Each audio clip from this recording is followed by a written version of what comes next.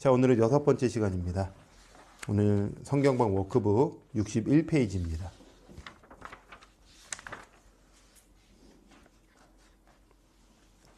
예수님의 화요일부터 금요일까지의 짧은 3일 동안, 화, 수, 목, 금 4일 동안 어떤 또 일들이 있었을까? 성경은 이 부분이 굉장히 방대합니다. 예를 들어서 요한복음이 21장까지 있다고 한다면 13장부터가 이 3일의 내용입니다. 4일의 내용입니다. 그만큼 마지막 내용은 굉장히 중요한 거죠.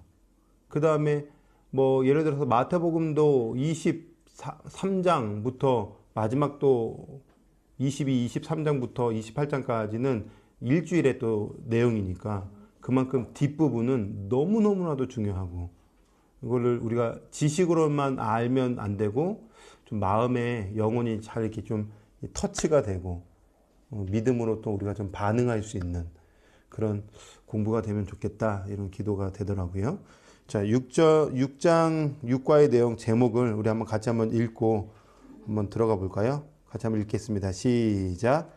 제자들에게 유언 강론 감다포를 남기신 후 십자가에 처형되시다. 예수님께서 지난 시간에 신학 논쟁, 그러니까 이제 무리들에게도 예수님이 누구신지 다 가르쳐 주셨고 제자들에게도 그분이 누구신지를 가르쳐 주셨고 마지막 신학자들 즉 바리새파, 사두개파, 대제사장 그룹에게도 예수 그가 누구신지에 대해서 가르쳐 주셨고 그래서 너희가 알고 있는 다윗의 후손으로 오는 이가 다윗은 주님이라고 표현했는데 그 다윗의 후손이 나요. 내가 그와 의하게 모든 예언을 성취했으니 내가 주요. 어떻게 할 말 있어? 이렇게 이제 하는데 신학자들이 할 말이 없으니 후루루루 이제 사라진 거죠. 이제 남은 이 십자가 지시기 전까지 화, 수, 목, 금요일 이 3일 동안 3, 4일 동안 예수님은 무엇을 하셨는가? 유언을 남기셨다. 누구에게? 제자들에게. 그 유언의 설교가 세 가지다. 그게 감다포다. 감다포는 앞글자를 땄겠죠? 그래서 오늘의 포인트를 보시면 감다포가 나옵니다. 첫 번째는 감람산강론이 뭔가, 감람산 설교가 뭔가. 두 번째는 다락방강론, 우리가 이제 잘 알고 있는 세족식도 여기 나오고 또 예수님의 대화도 나오고 하겠죠. 자, 세 번째는 포도나무 강론. 그래서 앞글자를 따서 감다포 이렇게 표현하다는 거죠. 감다포. 되게 세 가지 강론이 참 중요합니다. 그 다음에 이제 포도나무 강론 이후에 강론을 마무리하면서 예수님이 굉장히 의미 있고 중요한 기도를 하세요. 하나님 앞에. 그러니까 우리가 예수님의 기도를 잘 배워야 돼요.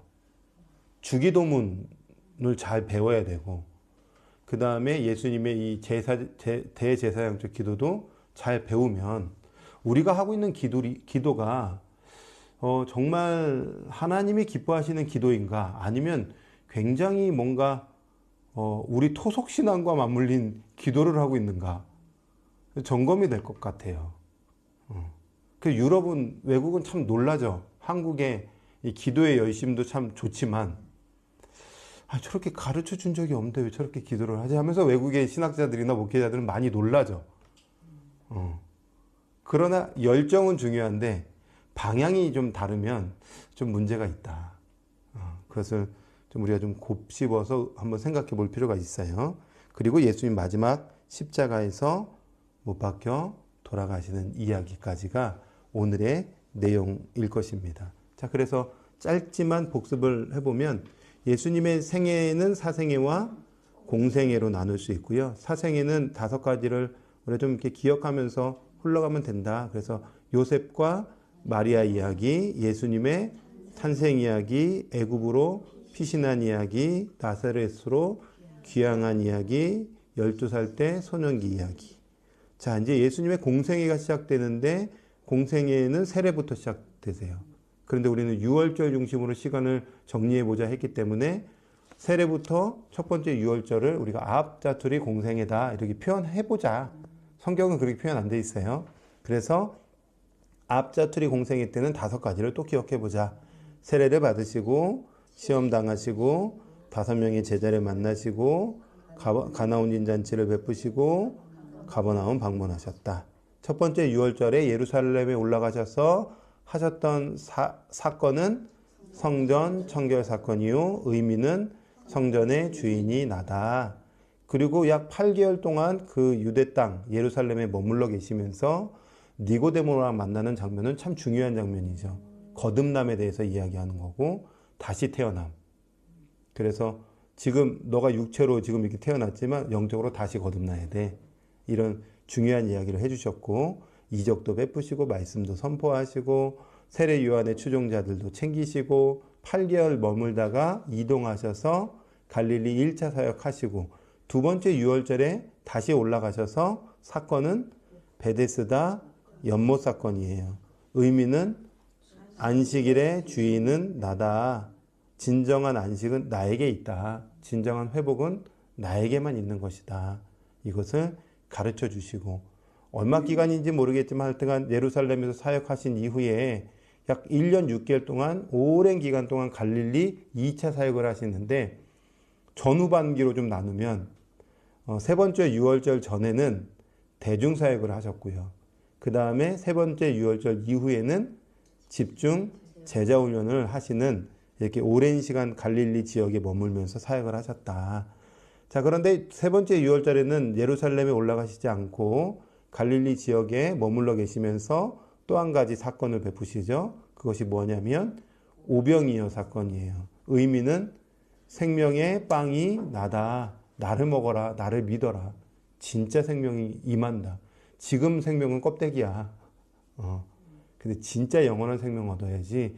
그것은 생명의 떡이신 빵이신 예수 그리스도를 믿는 자가 영생을 누리게 된다는 거예요. 이게 제일 중요한 거죠.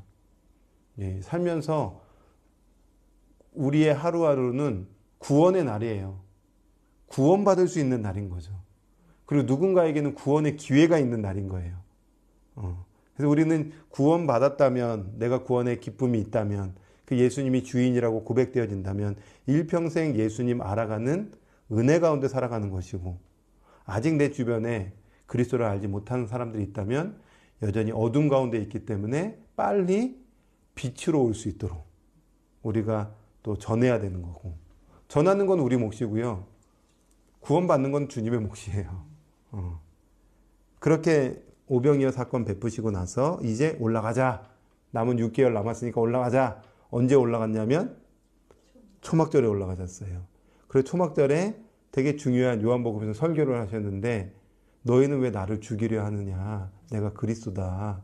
그 다음에 생수의 강 설교도 하시고 또 뭐가 있었죠? 나는 선한 목자다. 나는 선한 목자는 그것도 얘기하셨죠. 진리를 깨닫는 것이다. 맞아요. 예, 진리를 알지니 진리가 너희를 자유케 하리라. 그런 말씀도 나오고, 그 다음에 나는 선한 목자다. 목자는 양을 위해서 죽는다. 나 이제 죽으러 간다. 제자들 이해했을까요? 이해 못했겠죠? 자, 그 다음에 수전절에도 또 설교하셔요. 하나님과 나는 하나다. 동등하다. 또 열받죠, 이제. 그리고 이제, 네 번째 유월절이 다가왔을 때 예수님이 이제, 입성을 하셔서, 그 다음에 무화과 나무 사건도 있었고, 신학 논쟁도 있었고, 이제는 그 신학 논쟁을 했던 예루살렘 성에서 나오세요. 나와서 성전이 있는 하나님의 임재가 있어야 된, 그러나 지금은 완전히 짓밟고 있는 그 예루살렘 성전을 바라보시면서 오늘 첫 번째 감난산 강론이 펼쳐진다. 이런 거. 자, 스카치 테이프를 한번 길지만 의미가 있기 때문에 한번 잘 곱씹어 보면서 보도록 하겠습니다. 지난주까지는 대중과 종교 지도자들에게 예수, 그는 누구신가? 예수, 그는 그리스도다라고 공적으로 증명하셨어요. 당신 자신에 대해서 매듭을 탁 지으신 거예요. 유야무야 흐릿하게 하지 않으셨고 명확하게 하신 거예요. 그러시더니 이제는 제자들에게만 하실 말씀이 있으신가 봐요. 오늘은 그 제자들에게만 하시는 말씀, 굉장히 중요한 말씀, 오늘 여러분에게 하는 말씀을 마음에 잘 새겨야 되죠. 자, 지난주 마무리할 때 했던 이야기, 감람산에서 하신 긴 강론입니다. 그리고 그 이후 잡히시던 날 밤 다락방에서 또 포도나무 밭을 지나시며 하신 유명한 강론들이 오늘 말씀이죠. 오늘 유언 강론이에요. 자, 그렇습니다. 이렇게 따로 비밀스럽게 하신 말씀들이 성경에 기록되어 있기 때문에 우리도 육과에 따로 구분해 놓은 겁니다. 당신은 예수님의 제자 맞습니까? 들으실 준비가 되어 있습니까? 예수님의 이 강론들은 아무에게나 들리지 않아요. 왜? 어려워요. 이건 그냥 논리적으로 이해할 수 있는 영역이 아니에요. 그런데 들릴 거예요. 그리고 깊이 깨달아지는 것은 앞으로 계속 숙련하셔야 될 거예요.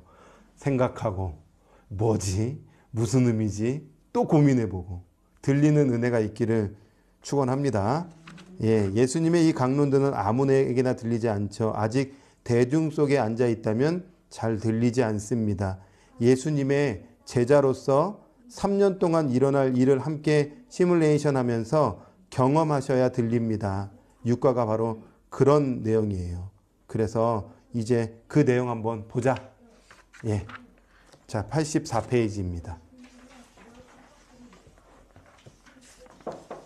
자, 첫 번째 강론은 어떤 강론일까요? 감람산 강론입니다.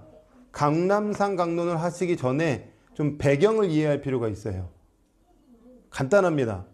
예수님이 성전의 주인으로 오셨어요. 마태복음 23장 37절에서 39절을 한번 지금 방송 나오는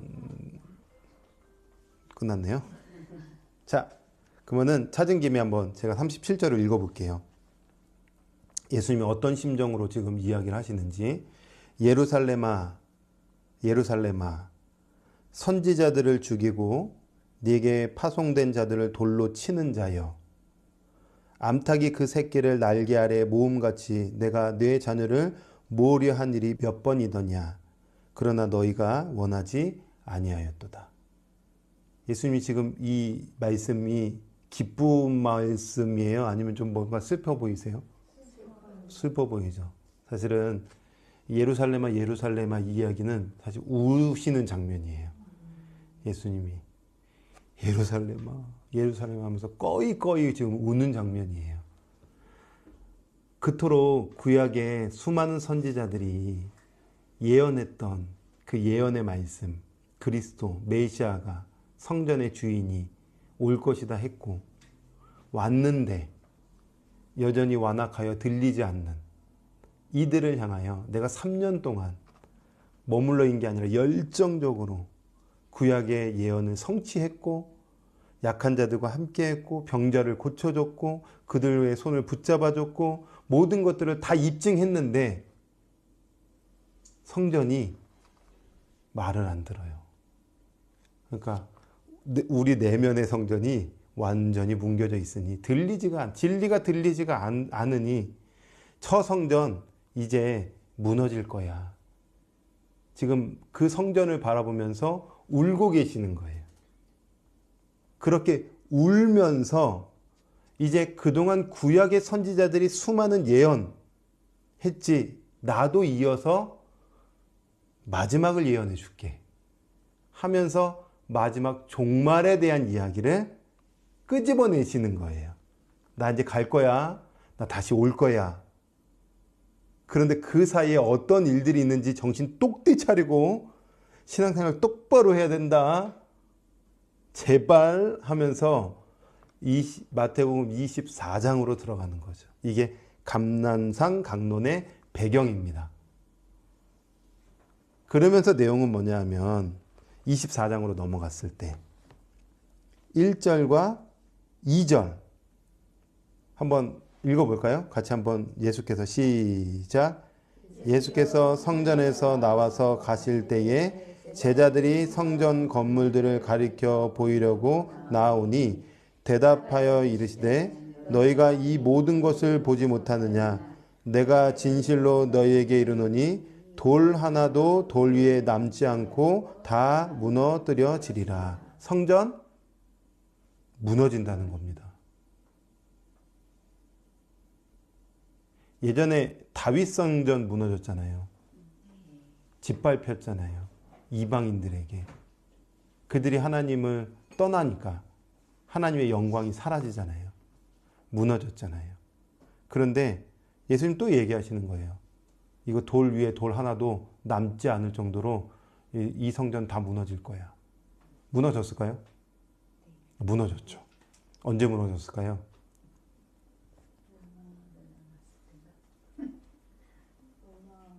로마.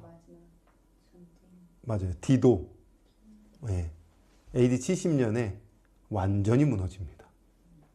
뭐 이 예언의 말씀이 사실 조금 어려워요. 여튼 그래도 이렇게 예수님이 말씀하시고 성전이 파괴될 거야. 보이는 성전 파괴될 거야. 지금 너희의 중심으로 있었던 이 성전, 헤롯이 지었던 새로운 성전, 이거 파괴될 거야. 무너질 거야. 그리고 종말에 대해서 이야기를 해줄게 하면서 3절부터 이제 들어가는 거예요. 종말. 잘 들어보세요. 예수께서 감난산 위에 앉으셨을 때에 제자들이 조용히 와서 이르되 우리에게 이루소서 어느 때에 이런 일이 있겠습니까? 어느 때 무너지겠습니까? 주의 임하심과 세상 끝에는 무슨 징조가 있습니까?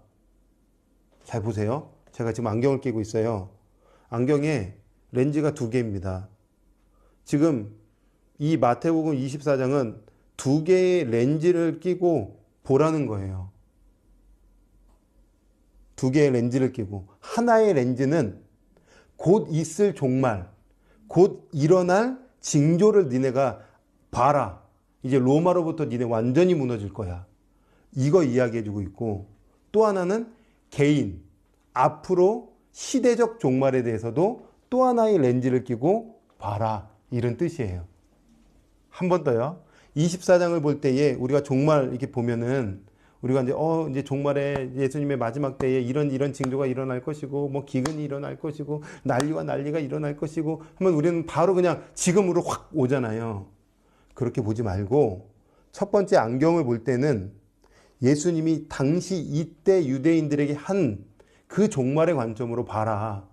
실제적으로 역사적으로 AD 70년에 로마의 디도 장군이 와서 모든 것들을 멸망시켜서 그때 100 몇만 명이 다 죽습니다. 유태인들이. 그리고 그때 이제 나라가 완전히 폭삭망해서 다 흩어지죠. 그리고 1996년인가 이 이스라엘이 다시 2000년 만에 회복되는 이런 일들이 일어나잖아요. 그러니까 역사적 관점에서 24장을 보고 두 번째 신자의 교회의 마지막 시대적 종말의 관점으로 이 24장을 해석해내라. 이렇게 예수님이 지금 가르쳐 주시고 있는 거죠. 자, 그런 눈으로 봤을 때에 4절도 한번 제가 이제 이어서 한번 볼게요. 예수께서 대답하여 이르시되 너희가 사람의 미혹을 받지 않도록 주의해라. 종말의 때에. 그럼 오늘날 종말로 한번 해석해 보세요. 오늘날. 그때 이제 2000년 전 종말은 이따가 한번 보고 오늘날 종말로 한번 이 성경을 한번 보세요. 많은 사람이 내 이름으로 와서 이르되 나는 그리스도라 하여 많은 사람을 미혹하는 일이 일어날 겁니다. 예수님 오시기 전에, 임하시기 전에. 난리와 난리는 뭘까요? 전쟁과 전쟁이 일어날 겁니다. 그리고 너희는 삼가 두려워하지 마라. 이 전쟁 두려워하지 마라. 이런 일이 있어야 하는데 아직 끝은 아니야. 시작이야. 전쟁 일어나요? 지금? 그 마지막 때인가요? 아닌가요?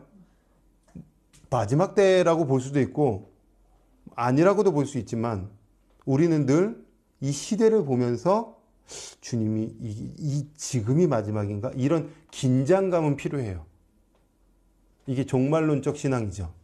또 7절에 민족이 민족을, 나라가 나라를 대적하여 일어나겠고 곳곳에 기근과 지진이 있으리니 이 모든 것은 재난의 시작입니다. 그때에 사람들이 너희를 환난에 넘겨주겠으며 너희를 죽이리니 너희가 내 이름 때문에 모든 민족에게 미움을 받으리라.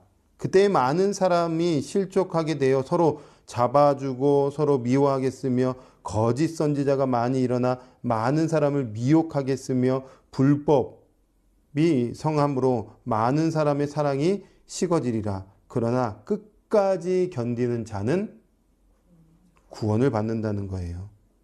이 천국 복음이 모든 민족에게 증언되기 위하여 온 세상에 전파되리니 그제야 끝이 오리라. 전쟁이 일어나요? 난리와 난리예요? 민족과 민족이 지금 싸우고 있어요?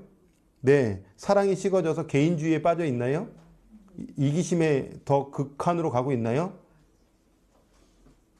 너무 지금 이제 심각해졌잖아요. 요즘은 이렇게 들어보면은 우리 이제 뭐 예전에 한 30년, 40년만 해도 뭔가 이렇게 이런 단어 좀 많이 쓰지 않았나요?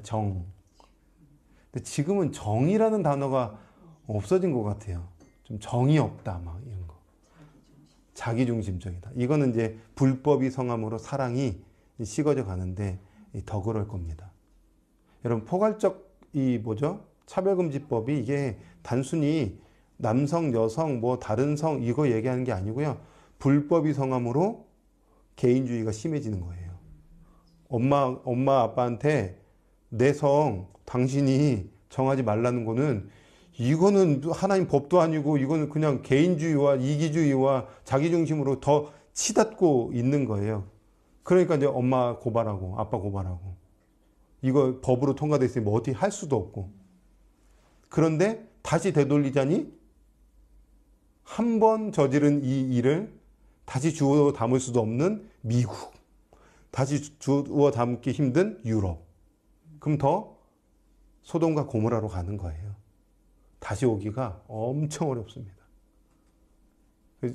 어제 같이 집에 와서 유튜브로 같이 기도하고 하는데 눈물이 너무 나오더라고요. 참 하나님이 이 민족을 사랑하사. 여튼 이런 일들을 보면서 마지막 때에 이러한 일들이 극심하게 오겠구나. 이때 정신을 똑띠 차려야 되겠구나. 이게 오늘날 그리스도인들이 24장을 해석한다면 당시의 유대인, 2000년 전의 유대인들은 정말 이러한 일들이 있었을까? 극심하게 있었습니다. 그때에도. 그때는 더 심했어요. 아니 그런 면에서 보면 항상 있는 일이죠. 항상 있는 일이에요. 지금보다 난리와 난리, 그 다음에 민족과 민족이 더 극심했었을 때가 세계 2차 대전 아니에요? 네. 막 기근과 막 이런 거, 지진과 수많은 재단, 뭐 패스트, 막 흑사병 더 심했던 거 아니에요? 그때 당시에 신학자들이 이거를 종말론적으로 해석했나? 그때도 해석했던데요? 오늘도 해석하고. 그러면 이제 지금만 완전 종말이다 이렇게 볼 수는 없고요. 우리는 계속 이 시대를 보면서 이 종말에 대한 긴장감을 가지고 신앙생활을 해야 되는 거예요. 주님이 오늘 오실지 내일 오실지. 근데 교회마다 이걸 막 굉장히 무섭게 말해가지고 지금 내 얘기만 진리다, 막 우리 교회에서만 구원받는다, 다 거짓입니다. 그것은 안 돼요. 예수님이 이런 종말의 징조를 감난산 강론을 통해서 당시 유대인들에게 이야기했고 이것을 더 어떤 시대의 흐름에서 보면 오늘날도 우리가 이 관점에서 해석을 또 해야 된다. 자, 그리고 이제 이런 징조가 있을 때에는 예수님이 오신다라는 거예요. 그래서 29절의 말씀에 보면 29절에 그날 환난 후에 즉시 해가 어두워지며 달이 빛을 내지 아니하며 별들이 하늘에서 떨어지며 하늘의 권능들이 흔들리리라. 그때의 인자의 징조가 하늘에서 보이겠고 그때의 땅의 모든 족속들이 통곡하며 그들이 인자가 구름 타고 능력과 큰 영광으로 오는 것을 보리라. 그가 큰 나팔 소리와 함께 천사들을 보내리니 그들이 그의 택하신 자들을 하늘 이 끝에서 저 끝까지 사방에서 모으리라. 인자 온다는 겁니다. 그래서 36절에 재림을 기다리라는 겁니다. 이거는 불시에 온다는 겁니다. 급작스럽게 온다는 겁니다. 도둑같이 온다는 겁니다. 오늘 올 수 있다는 겁니다. 오늘 너희 믿음을 보겠는다. 이렇게 말씀하신다는 겁니다. 그리고 반드시 최후의 심판이 있다. 한쪽에 양과 염소 이야기를 하면서 오른쪽 편에 있는 양, 이건 믿는 자들을 이야기했는데 이들에게는 영생을, 왼쪽에 염소 같은 무리들, 불신하고 자기중심으로 살았던 수많은 사람들은 영벌의 심판을 반드시 받는다. 그러니 깨어 있어라. 준비하라. 그래서 25장의 내용이 열처녀 비유인 겁니다. 열처녀 이야기. 신랑이 이제 맞이하는 열처녀 중에 5처녀는 기름을 준비했는데 똑 떨어졌어요. 좀 늦게 온다고 하니까 똑 떨어졌어요. 그리고 5처녀는 준비를 잘 해놨어요. 그런데 갑자기 왔어요. 근데 5처녀가 불이 이거 기름이 없네 하고 갔는데 그때 와가지고 문이 닫혔어요. 5처녀만 신랑과 함께 살아요. 이런 이야기로 열처녀 비유를 들려주는데 준비 잘하고 있냐? 기름 준비됐냐?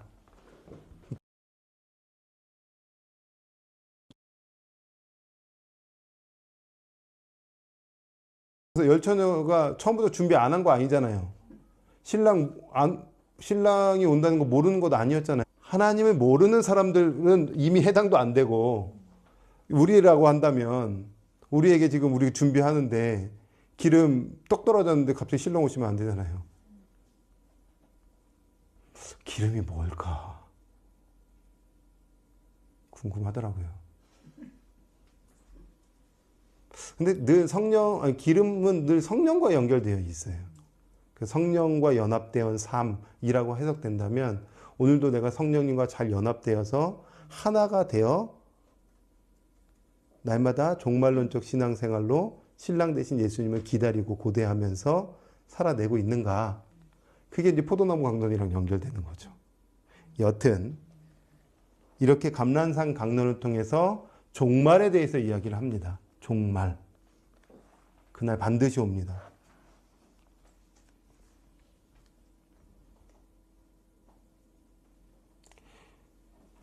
겨울이 온다는 것을 알 수 있나요? 어떻게 알 수 있죠? 첫째, 날씨가 추워진다. 또 눈이 온다. 예, 또 가을에서 겨울로 갈 때 낙엽이 떨어진다. 이번엔 겨울이 오겠구나. 반드시 알 수 있죠. 우리도 예수님이 오신다는 것을 알 수 있다. 성경이 그걸 말해주고 있어요. 이 24장의 무화과나무 이야기를 들려주면서 무화과나무에 대한 교훈을 들려주면서 야 이거 봐라 낙엽 이야기하면서 낙엽을 잎사귀를 내면 여름이 가까운 줄 알잖아. 그지? 이렇게 하면서 예수님 오시는 것도 모르는 건 아니야. 다 알려주고 올 거야. 그 시와 때는 정확하게는 알 수 없지만 대략 알 수 있어. 그러니 시대를 잘 분별해라. 전쟁이 어떻게 일어나고 있고 기근은 왜 그렇게 극심하게 일어나고 기후는 왜 그렇게 변화되고 있고 자연을 통해서도 우리 충분히 예수님 마지막 때를 해석해낼 수 있으니 그냥 살지 말고 좀 하나님의 눈으로 좀 세상을 좀 보고 하나님의 눈으로 좀 시대를 좀 해석해라. 이렇게 우리 주님이 끊임없이 말씀하셨으니 우리가 이 세상을 볼 때마다 아, 주님이 오늘 오실까? 나 잘 준비되어 있나? 점검하셔야 된다. 이것이 감람산 강론입니다. 종말에 대한 이야기 이렇게 하면 됩니다. 자, 감람산 강론은 무슨 이야기? 종말 이야기다. 종말 이야기다. 자, 길었지만 두 번째 간단하게 가겠습니다. 두 번째 또 예수님이 이제 목요일 날 저녁에, 즉 예수님이 잡히시는 날은 금요일이에요. 십자가 지시는 날은 금요일이에요. 오늘이 금요일이라면 바로 어제 목요일. 두 번째로 하시는 유언의 말씀은 다락방 강론이죠. 요한복음 13장.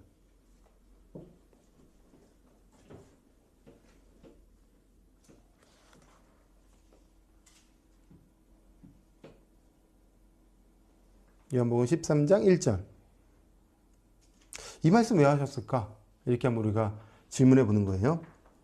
여러분이 제자라고 한다면 1절에 유월절 전에, 전날이죠. 예수께서 자기가 세상에 떠나 아버지께로 돌아가실 때가 이른 줄 아시고 세상에 있는 자기 사람들을 사랑하시되 끝까지 사랑하시니라. 1절의 핵심이 뭘까요? 사랑. 또 맞아요. 그게 핵심이에요. 그게 뭐냐면 나 이제 간다. 이 얘기를 하고 싶은 거예요. 나 간다. 아니, 뭐, 그래서요. 나 가야 된다. 반드시 가야 된다. 왜요? 그러려고 오셨으니까. 근데 예수님이 가셔야만 돼요. 계속 계시면 안 돼. 그렇죠. 나 떠난다. 보혜사가 온다. 예수님은 잘 기억하세요. 예수님은 보혜사입니다. 예수님은 보혜사예요. 예수님은. 근데 예수님이 육신으로 오신 보혜사입니다. 육신으로 오신 보혜사가 육신으로 오셔서 십자가에서 생명, 피는 생명인데 피를 주심으로 우리에게 생명을 주신 겁니다. 여러분에게 영생을 주신 거예요. 근데 그 영생을 소유케 하시는 분은 또 다른 보혜사가 그것을 깨닫게 해주세요. 그분은 육신으로 오지 않으시고 뭘로 오세요? 영으로 오세요. 그래서 진리의 영이라고 표현되는 거예요. 진리의 영은 어디로 오실까요? 성전으로 오세요. 예. 예루살렘 보이는 성전 다 무너지지만 네 성전은 회복돼. 이렇게 되는 거죠. 나는 간데 그분 나랑 똑같은 보혜사가 오셔서 어디에 임할 거냐면 이 말씀이 들리는 자들에게 임할 거야. 이 말씀을 받는 자에게 임할 거야. 이 얘기를 다락방 강론에서 하고 싶으신데 그 얘기의 첫 시작이 나 간다. 나 떠난다. 자, 떠나기 전에 세족식 좀 해야 되겠다 하는 거예요. 그래서 세족식 하죠. 저는 이게 너무 궁금해요. 왜 막판에 세족식을 했을까? 뭐 이유가 있을까? 세족식 하는 이유가 있을까? 그래서 4절 5절의 말씀을 보면 저녁 잡수시던 자리에서 일어나 겉옷을 벗고 수건을 가져다가, 굉장히 구체적이죠, 허리에 두르시고 이에 대야에 물을 떠서 제자들의 발을 씻으시고 그 두르신 수건으로 닦기를 시작하여 시몬 베드로에게 이르시되 베드로가 이르되 주여 주께서 내 발을 씻으시나이까. 예수께서 대답하여 이르시되 내가 하는 것을 내가 지금은 알지 못하나 이후에는 알게 될 거야. 내가 지금 너 세족식 해주잖아. 이거 왜 하는지 모르지. 이후에는 반드시 알아. 그럼 뭔가 의미가 있네. 이거죠. 의미는 있네. 여기까지 이제 우리가 질문해 본 거예요. 자, 그런데 베드로가 이르되 그럼 주님 내 발을 절대 씻지 못하세요. 씻을 수 없어요. 그러니까 내가 너를 씻어주지 아니하면 너 나랑 관계 없는 건데. 씻어주는 것은 관계가 있는 거고 씻어주지 않는 것은 관계가 없는 거야. 이거 무슨 의미인지 알아? 모르겠는데요. 이후에는 알아. 이렇게 되는 거죠. 그러니까 이제 그럼 주님 그런 거라면 발만이 아니라 손도 씻겨주고 머리도 씻겨주고 다 씻어주세요. 야, 너 아직도 이게 의미 모르지. 너가 지금 이미 씻겼어. 이미 정결케 된 거야. 그런데 다 씻을 필요 없고 이제는 발만 씻으면 돼. 그런데 이미 다 씻김 받지 못한 자도 있어. 누구죠? 유다. 예수님의 제자 중에 12제자 중에 한 사람인 예수님을 파는 유다는 얘는 씻기지 못했어. 너희는 이제 발만 씻으면 돼. 자, 발 줘. 발 씻어준 거예요. 이거 뭐죠? 근데 예수님이 아직 안 돌아가셨는데 빛의 자녀가 될 수 있는 건가요? 좋은 질문이죠. 그래서 요한복음은 믿음 이야기하는데 온전한 믿음의 제자가 한 명도 없어요. 십자가 지기 전까지. 믿는 사람이 없어요. 오히려 실패하죠. 네. 진짜 예수 그리스도를 온전히 믿게 되는 사건은 오순절 다락방 사건부터 온전한 믿음이 제자들에게 완전히 거듭난 역사가 일어나요. 그전에는 믿는다고 하는데도 너 그 믿음이 뭔지 모르지 이렇게 되는 거예요. 주는 그리스도시요 살아계신 하나님의 아들입니다. 너 근데 고백은 그렇게 하는데 무슨 뜻인지 잘 모르잖아. 너 온전히 너 그렇게 고백한 거 아니잖아. 맞네요. 이렇게 되는 거예요. 그러니까 여러분 생각해 보세요. 신앙생활 제대로 하는 거 맞아요? 예수님 믿습니까? 하면은 글쎄요. 이렇게 되는 거예요, 사실은. 그런데 교회에서는 진짜 강조하고 가르치고 일평생 이야기할 것이 뭐냐면 예수 그는 누구신가? 그리고 그분을 믿어야 된다. 이것만 이야기해도 엄청나게 할 얘기가 많은데 죄송해요. 다른 프로그램 할 게 없어요. 거기에 시간 낭비하면 안 돼요. 말씀이 뭘 말하려고 하고 진짜 믿냐? 진짜 믿음의 사람 맞냐? 그 믿음의 사람이라는 걸 어떻게 증명할래? 이거를 우리가 계속 성경을 통해서 찾아가고 답을 얻어야 되는 게 신자의 삶이에요. 그 끝을 이제 우리가 달려갈 텐데 예수님이 이렇게 세족식 하신 거죠. 빨리 결론부터 얘기하면 씻는다는 것은 정결케 된다는 거잖아요. 제가 이 단어를 쭉 찾아보다가 뭐야? 깜짝 놀란 게 있어요. 그게 뭐냐면 사도행전 말씀에 보면 이 발이라는 단어가 어떻게 의역됐냐면 이렇게 사용됐어요. 바울은 가말리엘의 문하. 여기서 문하가 발이에요.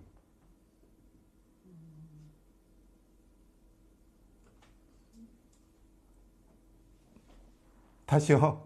잘 스스로 해석해 보세요. 이거 그냥 이거를 우리말을 이걸로 하려고 그러니까 지금 이게 왜 우리가 작가들 문화생이라 그러잖아요. 지금.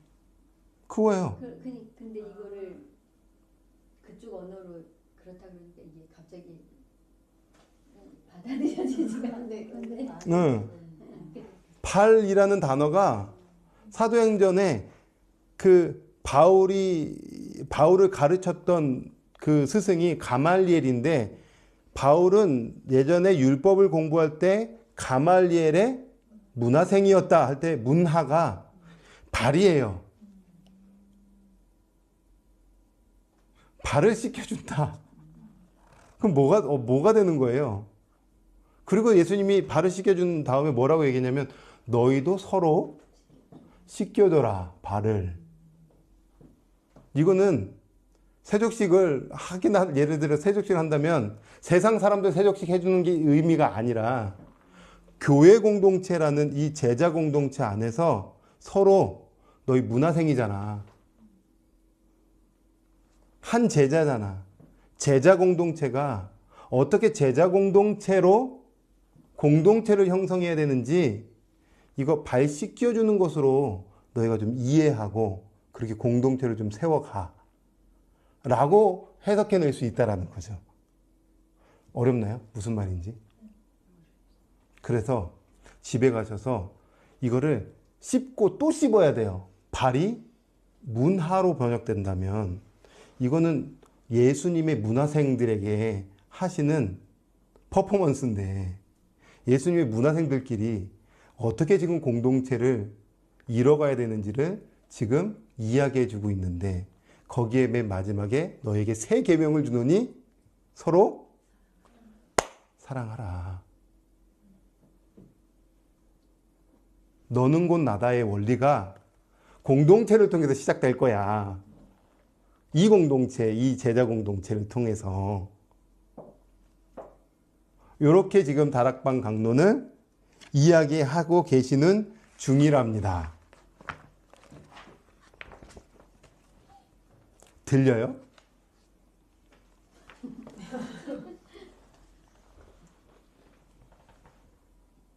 잠깐 한번 30초 정도 한번 이렇게 멈춰 보세요. 이 영적인 메시지가 나는 들리나?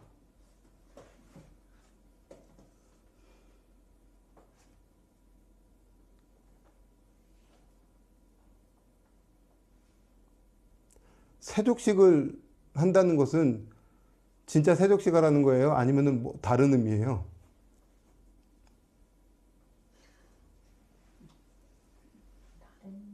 다른 의미라면은 뭘까요? 공동체 안에서 그리스도의 문화생들끼리 진짜 발 닦여주라 이런 게 아니라 이 정신, 이 의미를 깨달아 사랑하라고. 공동체가 사랑을 잃어버리면 세상은 어둠 가운데 있기 때문에 하나님의 사랑을 온전히 실현할 수가 없어요. 세상을 변화시키는 것의 시작은 공동체, 그리스도 공동체로부터 영향력이 흘러갈 수밖에 없어요. 하나님은 세상을 절대 주목하지 않아요.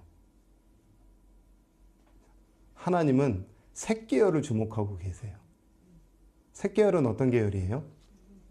예배 공동체잖아요. 그 예배 공동체가 신약에 발 씻김 당한 공동체예요. 그리스도의 공동체라고요. 오늘날로 말하면 교회예요. 교회는 건물이 아니라 예수 그리스도를 주로 고백하는 우리가 교회죠. 우리 안에 사랑이 없으면 세상은 절대 변화가 될 수가 없어요. 왜 세상이 혼탁해요? 교회가 사랑의 힘을 잃어버렸으니까. 연합의 힘을 잃어버렸으니까. 너는 나다의 정신을 잃어버렸으니까. 비난하고 비판하고 판단하고 정죄하고 씻겨주는 것 없고 여기서부터 시작되는 거죠. 이 공동체로부터. 그 사랑의 힘은 어디로부터 오는가? 포도나무 강론으로 한번 가볼까요? 88페이지. 하나입니다. 포도나무 강론 굉장히 간단해요.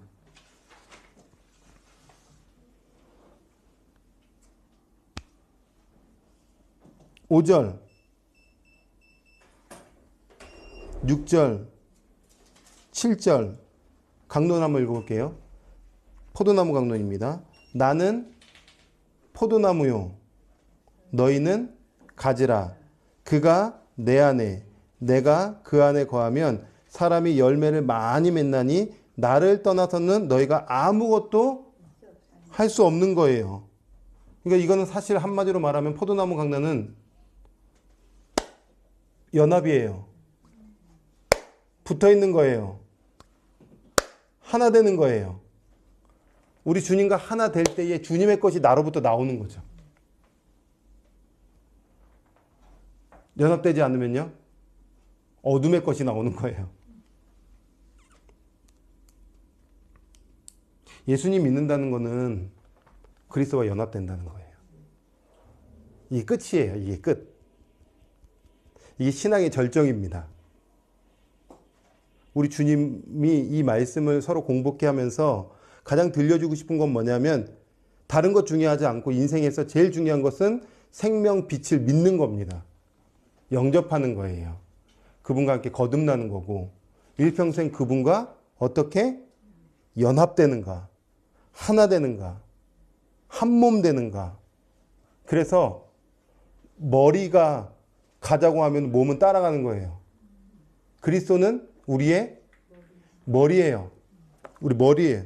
머리가 제일 중요하죠. 그리고 연결된 몸, 지체인 우리는 머리가 하면 가는 거예요. 이게 연합이고 하나 되죠. 하나님 가라고 하는데 안 가요. 하나님 하자고 하는데 안 해요. 그럼 안 되죠. 연합된 자가 발 씻어 줄 수 있는 거예요.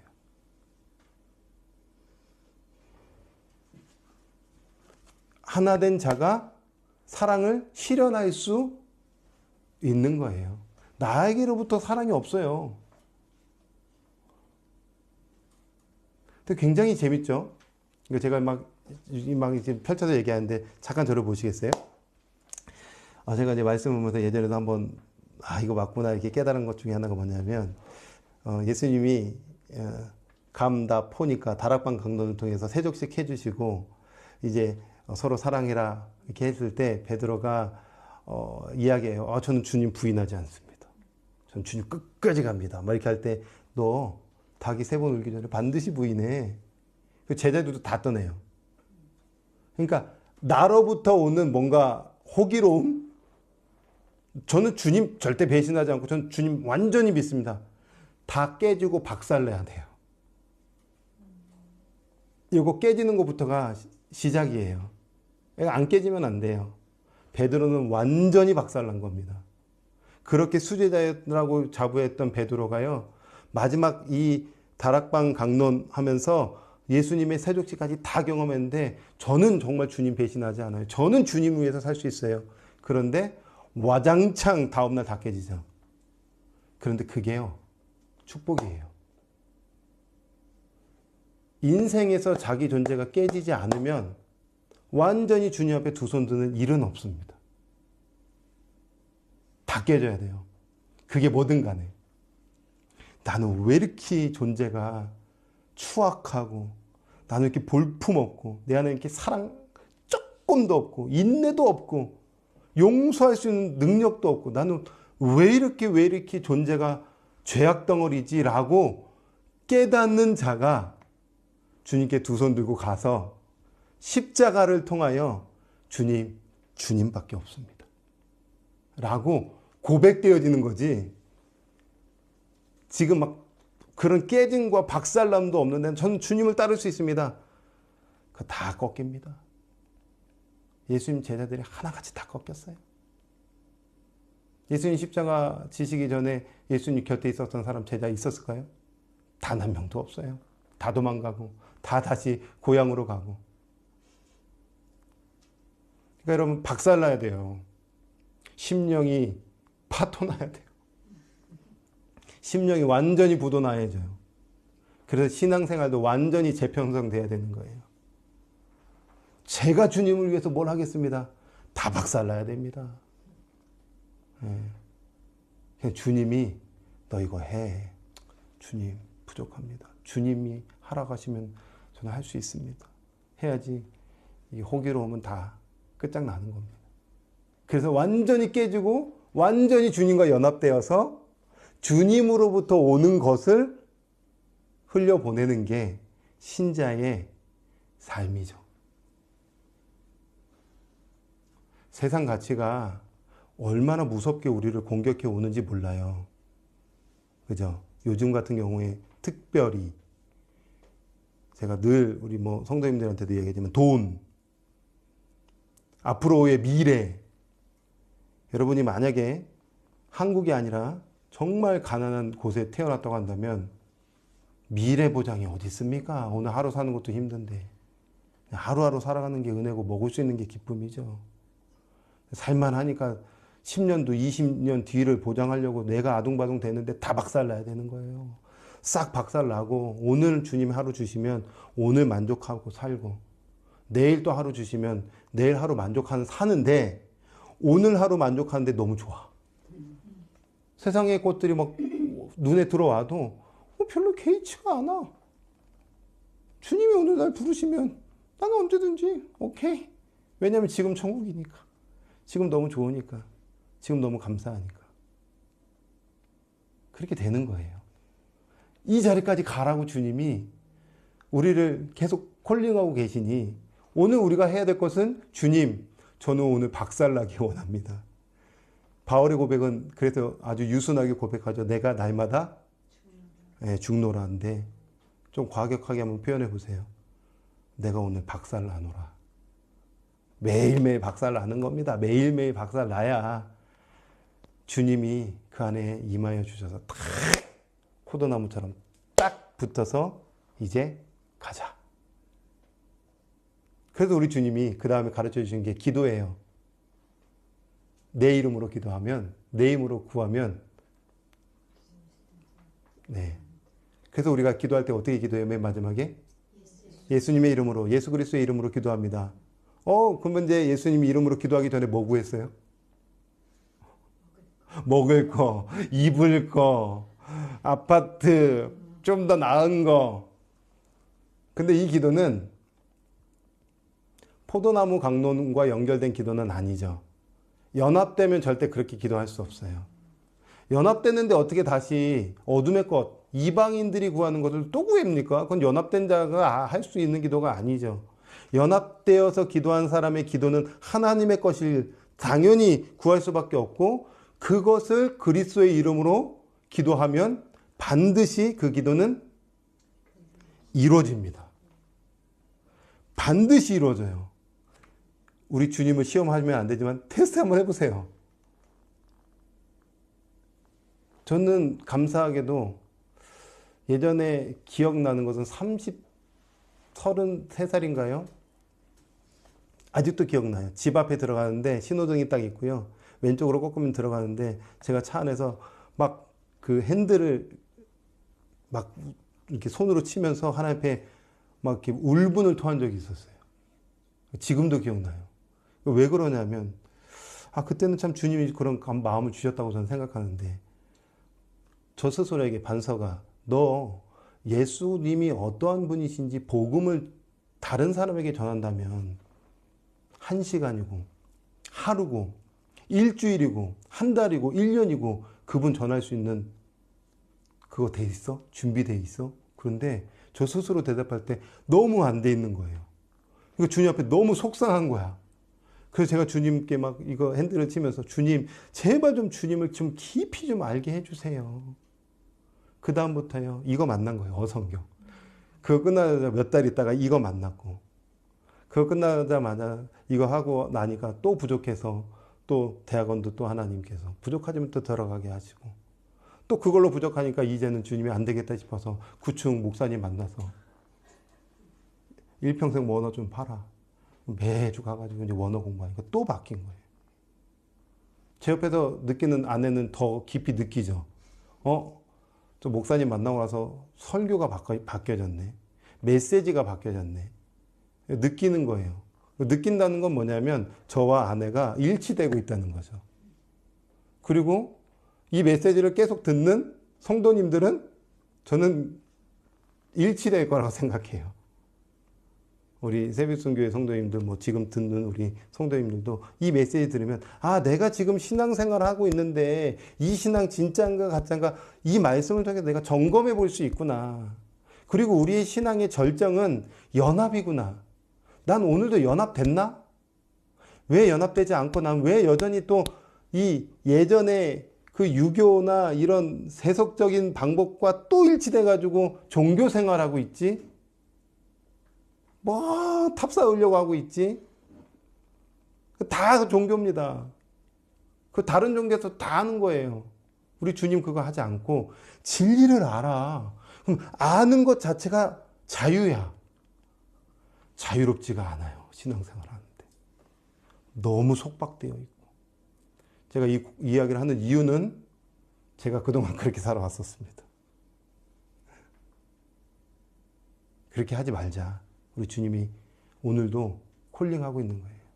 여러분 오늘 이 성경 공부 6과를까지 공부하면서 예수님은 너무 명쾌하고 너무 하나인데 안 들리는 게 문제인데 들려지는 은혜가 있어야 되는 거예요. 예수 그분은 길이요 진리요 생명 되신 그분인데 영생이신데 그 생명을 받는 자는 이제부터는 생명의 시작이 되는 거고 일평생 살아가는 그 동안에는 계속 죽는 작업이에요. 내 자아가 또 죽고 세상의 가치가 또 죽고 그래서 그분과 연합되어 하나됨으로 열매를 좀 맺자는 거죠. 저의 열매는 말씀 연구해서 여러분에게 나눠주는 겁니다. 여러분도 여러분의 뭔가 열매가 있을 겁니다. 잘 모르겠어요. 있겠죠. 그 열매를 또 흘려보내는 게 우리가 주님을 알아가는 이유요, 목적이고 기쁨이죠. 이게 예수님의 마지막 세 가지 유언 강론이에요. 감다포, 감난산 강론, 다락방 강론, 포도나무 강론. 다른 거 다 내용 모르도 성경 오면 다 이해됩니다. 하나만 기억하시면 돼요. 예수님, 그분이 우리를 위해서 생명 주셨고 그분과 연합되어 살다가 주님 오늘 오시면 오셨군요. 이게 깨어있는 신자의 삶입니다. 뭘 하려고 하지 마세요. 주님이 그냥 시키시는 것만 하세요. 그리고 직분 떠나서 우리 다 그리스도인이잖아요. 목회자만 할 것 아니잖아요. 여러분도 같이 성경 연구하셔서 또 붙여주신 영혼들에게 내가 지금까지 공부하거나 내가 지금까지 만난 그리스도를 전하세요. 그러면 되죠.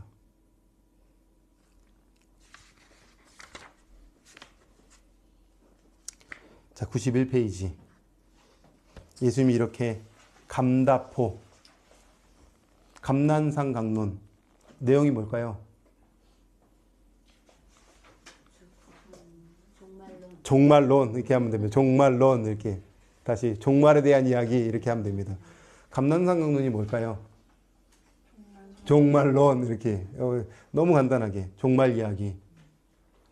그 조금 더 나가면 준비됐냐? 이렇게. 맞이할 준비됐냐? 뭐 이런 거죠. 다락방 강론. 사랑해라. 그런데 그 전에 나 간다. 그렇죠. 핵심입니다. 다락방 강론 핵심은 나 간다. 이게 왜 핵심이에요? 보혜사인 나 간다. 그러면요? 다른 보혜사 온다. 다른 보혜사 반드시 와야 되고 다른 보혜사 반드시 붙어 있어야 된다. 그래서 포도나무 강론은 연합. 붙어 있자. 하나 되자. 내가, 그러니까 그리스도가 하나님 안에, 하나님이 그리스도 안에, 그리스도가 우리 안에, 우리가 그리스도 안에. 이것은 또 다른 표현으로는 코이노니아입니다. 이게 진정한 교제요 사귐입니다. 하나님의 것이 내 것 되는 겁니다. 하나님의 생명이 내 생명 되는 거죠. 저는 지금 말씀을 주고 있지만, 말씀을 같이 나누고 있지만 생명을 주고 있는 거예요. 왜? 우리는 코이노니아니까. 이거 하라고, 이거. 교회에서 이것만 하면 된다고요. 네, 제발 이것만 하세요. 이거 하면 됩니다. 그리스도 나타내고. 그리고 기도하는 거예요. 우리 주님이. 어떻게 기도할까요? 요한복음 17장.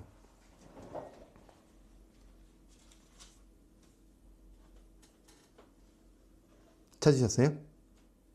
요한복음 17장. 예수께서 요한복음 17장 1절.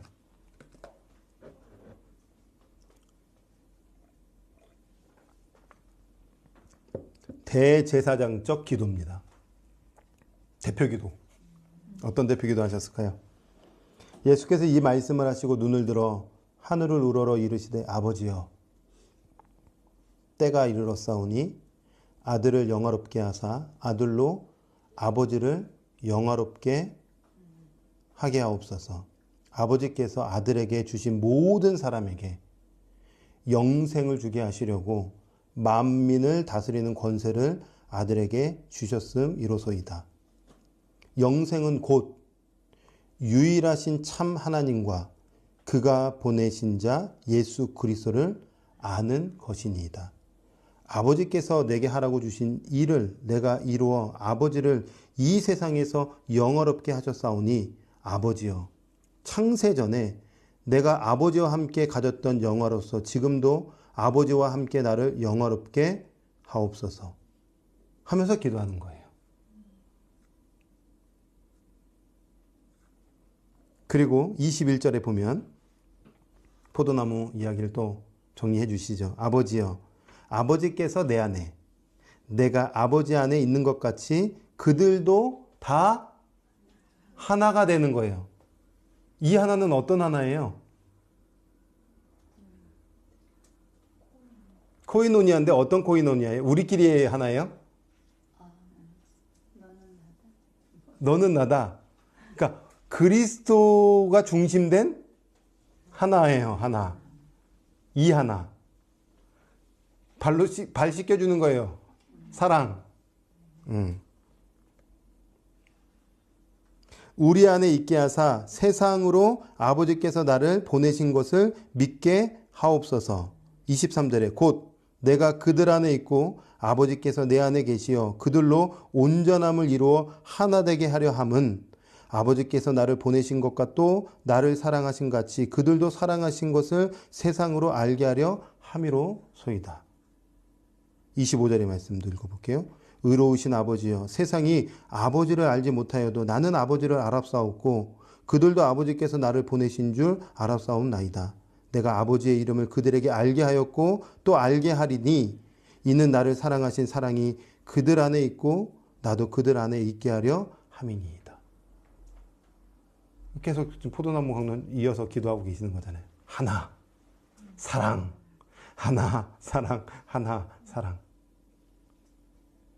문화생들은 이거 하자. 그리스도의 발들이잖아요. 그리스도의 문화생들이잖아요. 서로 이거 하라는 거예요. 이거 하면 이제 세상이 우리를 관심 있게 보고 돌아오겠죠. 어둠이 빛으로. 이 기도 하셨어요. 대표기도.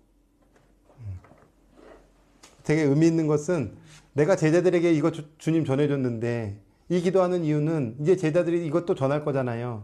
내가 그들을 위해서도 기도할게요. 그리고 그 후손들을 위해서도 계속 기도할게요. 그래서 2000년이 지난 우리를 위해서 우리 예수님께서는 이때 이미 반석이를 위해서 기도하셨고 운주님들을 위해서 기도하셨고 이렇게 기도하신 거예요. 이 복음 그들도 2000년 후에 태어날 텐데 이 믿음 안에 하나 되게 하옵소서. 그 듣고 있는 거잖아요. 듣고 있는 게 은혜죠. 이렇게 결론 지으시고 이제 마지막 예수님이 십자가로 가시는 사건입니다.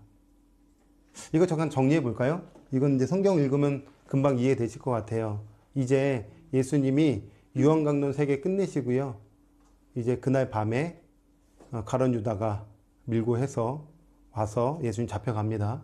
그리고 재판 받으세요. 빌라도 재판에 딱 섭니다. 근데 빌라도가 딱 보니까요. 죄가 없어요.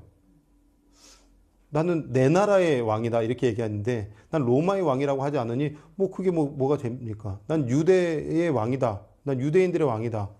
유대인들은 하나님 나라 하나님 믿는 신들의 왕이다. 뭐 그렇게 뭐 별반 죄가 같지 않아요.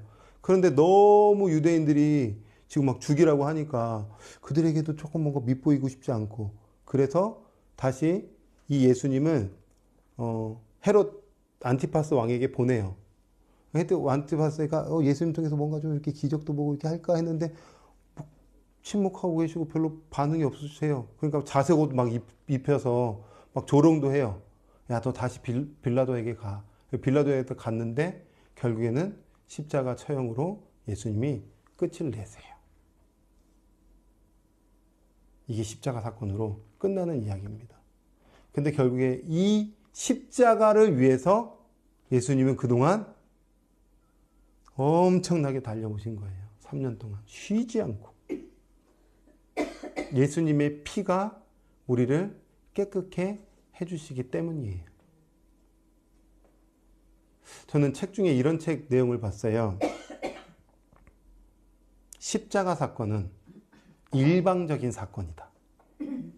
처음에 이게 무슨 말인가 이렇게 곱씹어 봤어요. 일방적인 사건이다? 이게 무슨 말이지? 우리가 잘한 거 하나도 없다는 거죠.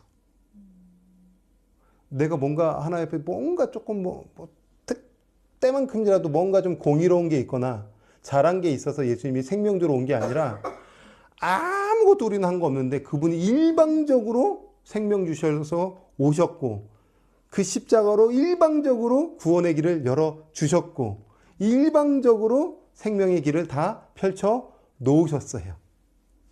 일방적인 사건이죠. 일방적인 사람.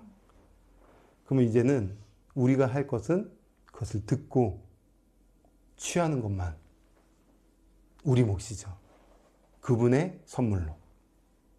여러분 예수님 잘 믿는 우리 성도님들이 되셨으면 좋겠고 무엇보다도 그 예수님이 어떠한 분이신지 그냥 난 다 알아.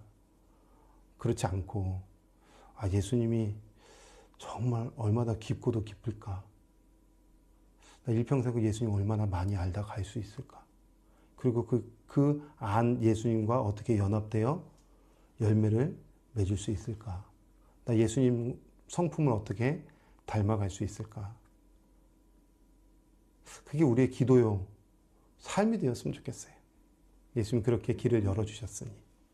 그래서 예수님의 십자가 사건으로 모든 생명의 길을 열어주셨다. 이것이 육가의 마지막 내용의 부분입니다.